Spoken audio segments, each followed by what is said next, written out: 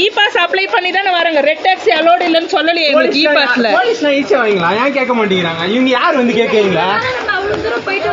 இதெல்லாம் சுத்தம் யாரும் கேட்க மாட்டாங்க. யாரும் வந்து கேட்பானுங்க இவனுங்க. சப்போர்ட் பண்றீங்களா உங்களுக்கு? கஸ்டமர் இல்லங்க, அவங்க கஸ்டமர் கூட்டினு வராங்களா உங்களுக்கு? இல்லங்க, அவர் வழியில இருந்தா சண்டை போட்டாரு. அப்பெல்லாம் எங்க போனீங்க?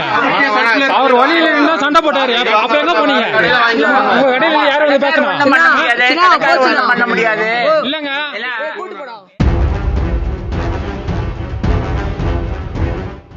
கோவை மாவட்டம் முழுவதும் ரெட் டாக்ஸி இயங்கி வருகிறது. அதேவேளையில் கோவையில் இருந்து உதகை செல்லும் ரெட் டாக்ஸி மற்றும் கோ டாக்ஸி டிரைவர்களை உதகையில் உள்ள டூரிஸ்ட் சங்க உறுப்பினர்கள் மிரட்டுவதாக புகார் எழுந்துள்ளது.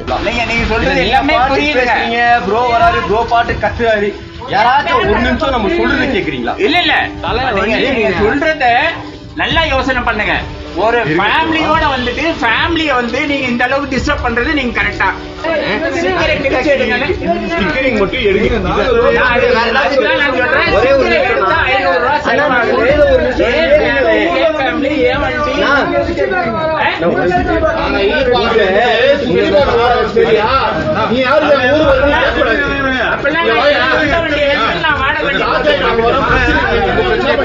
அதோடு காரில் உள்ள ஸ்டிக்கர்களை கிழித்தும் கார் கதவுகளை உடைத்தும் அட்டூழியத்தில் ஈடுபட்டு வருவதாக ரெட் டாக்ஸி ஓட்டுநர்கள் வேதனை தெரிவித்துள்ளனர்.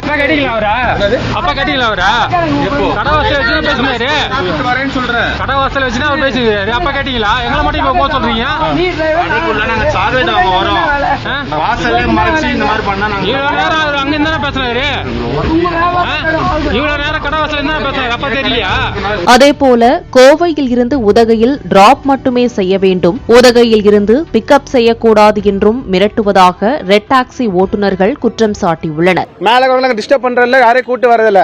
இதுக்கு நம்ம என் கார் இங்கதான் நிற்கிறேன். கார் கண்ணாடி உடச்சிட்டாங்க, ஸ்டிக்கரை பிரிச்சிட்டாங்க, கல் எடுத்து கார்ல போட்டு அடிச்சு என் கார் இப்ப அடிபட்டு இன்னும் ஸ்டிக்கர் ஓட்டல அப்படியே வச்சிருக்கேன். இந்த போராட்டம் வரணும், இந்த போராட்டம் எல்லாரும் வெளிப்பட்டணும்னு சொல்லிட்டு என் கார் அப்படியே தான் வச்சிருக்கேன். இன்னும் உதகை டிரைவர்களின் அடாவடியை கண்டித்து கோவை தெற்கு வட்டாட்சியர் அலுவலகம் முன்பு 100க்கும் மேற்பட்ட ரெட் டாக்ஸி மற்றும் கோ டாக்ஸி ஓட்டுநர்கள் ஆர்ப்பாட்டத்தில் ஈடுபட்டனர்.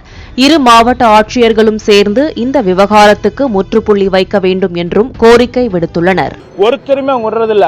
ஆனா 39 மாவட்டத்துக்கும் சேர்த்து நான் எல்லாத்துக்குமே சேர்த்து சொல்லிட்டு இருக்கேன்.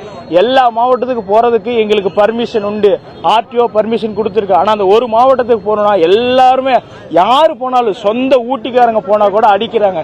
ஏன்னு கேட்டா கோ டாக்ஸி ரெட் டாக்ஸி எங்களுக்கு பிடிக்காது, மேல நீங்க வரக்கூடாது, வந்துச்சுன்னா நாங்க கண்டிப்பா உடைப்போம். 2 நாளைக்கு முன்னாடி ஒரு பையனை போட்டு அடிச்சிருக்காங்க, மண்டையை உடைச்சிருக்காங்க. எங்களுக்கு எல்லாத்துக்குமே அத்தாரிட்டி இருக்கு, ப்ரூஃப் இருக்கு, எல்லாமே இருக்கு. ஆனா சைடு மிரரை உடைச்சிருக்காங்க. ஏன்னு கேட்டா சொல்ல முடியாது, நாங்க எங்க இஷ்டத்துக்கு தான் பண்ணுவோம் அப்படின்னே சொல்றாங்க. ஒவ்வொரு இடத்துலயும் ஒவ்வொரு பிரச்சனையா இருக்கு. ஏன் வரக்கூடாது? நாங்க ஏதாவது தப்பு பண்ணிட்டோமா? இது எங்களோட வண்டி, நாங்க எல்லாத்தையும் சாதாரணமா நிக்கிறோம். ஆனா எங்க தலைமையில ஒவ்வொரு தலைமையிலையும் 10 லட்சம் ரூபாய் கடன் இருக்கு. சொந்த பொண்டாட்டி பிள்ளைங்களாம் விட்டுட்டு இந்த மாவட்டத்தை வந்து வேலை செய்யறோம். கண்டவங்கள்ட்ட அடி வாங்கிட்டு, கண்டவங்கள்ட்ட திட்டு வாங்கிட்டு, எங்க பொழப்பை விட்டுட்டு, என் சொந்த குடும்பத்தெல்லாம் விட்டுட்டு நான் இந்த மாவட்டத்தை நம்பி வந்து வேலை செய்யறேன். ஆனா எங்க ஊட்டி போனா எங்களுக்கு வந்து என்னது இல்லைங்க, சரியான கேரண்டி இல்ல, எங்க உயிருக்கே உத்தரவாதம் கிடையாது.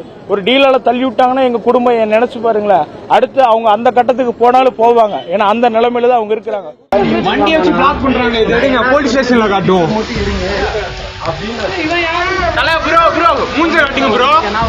உங்க கார் தானே? உங்க கார் தானே? உங்க அந்த கார் நம்பர் எல்லாம் நம்பர் எல்லாம் இந்த கார் 500 ரூபாய்லாம் நான் ஒரே நிமிஷம் நான் உனக்கு எதுவுமே சொல்ல கிடையாது. ஸ்டிக்கர் முடித்தா உரிக்க சொன்னேன். நீ வேற எதுவுமே நான் சொல்லுவேன் அப்படின்னு சொல்லி கொஞ்சம் கான்டாக்ட் பண்ணுறேன். ஆமாம் சரி, ஜஸ்ட் எங்க இருக்கீங்க? ஸ்டேஷன் போகலாம்.